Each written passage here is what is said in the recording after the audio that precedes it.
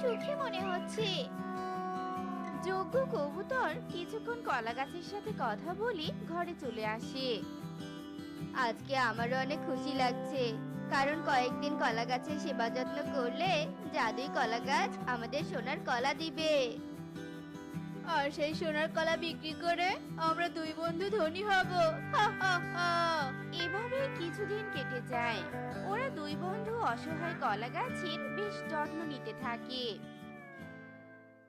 একদিন যজ্ঞ কবুতর ওদের ঘরে বলতে থাকে, কি ব্যাপার রে কবুতর, অনেকদিন তো হলো, এই কলা গাছ তো আমাদের সোনার কলা দিচ্ছে না। আমার আর তর সইছে না, চল তো কলা গাছের কাছে গিয়ে চাই।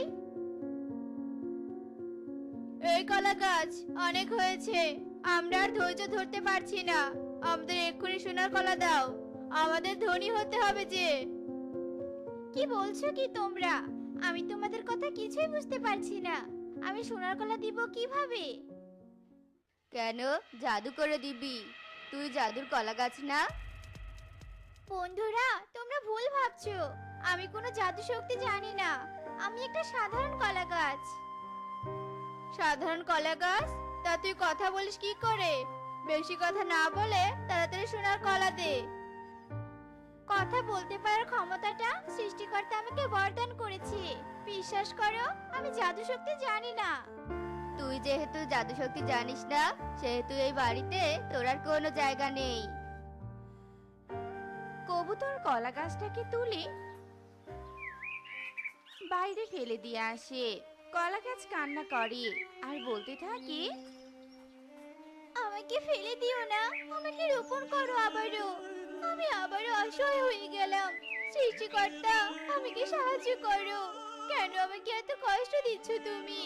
এই অসহায়ত্ব আমার আর ভালো লাগছে না।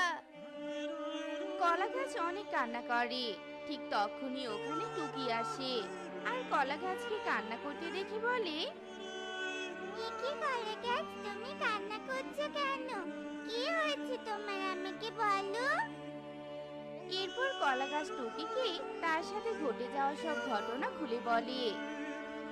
আমি অনেক অসহায় গো। কেঁদো না বন্ধু, আমি তোমাকে সাহায্য করব, তোমাকে আমার বাড়িতে নিয়ে গিয়ে রোপণ করব, চলো আমার সাথে। তুমি আবার ওদের মতো আমার কাছে সোনার কলা চাইবে না তো?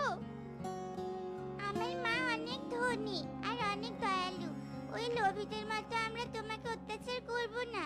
তুমি চিন্তা করো না বন্ধু, চলো আমার সাথে। টুকি কলা